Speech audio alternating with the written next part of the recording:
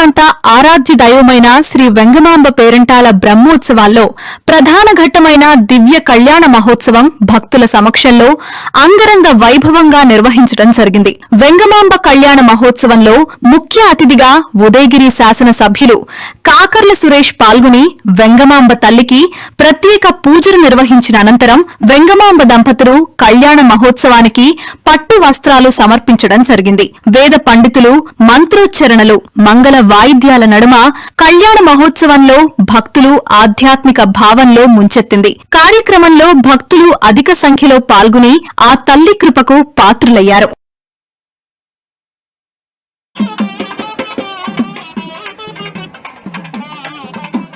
कल्याणमस्तु विश्वस्य कल्याणमस्तु विश्वस्य कल्याणमस्तु विश्वस्य कल्याणमस्तु विश्वस्य कल्याणमस्तु विश्वस्य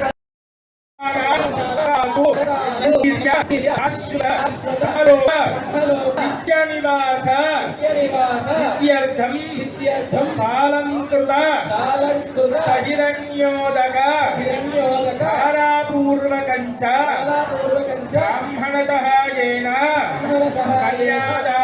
कल्यादानं करिष्ये।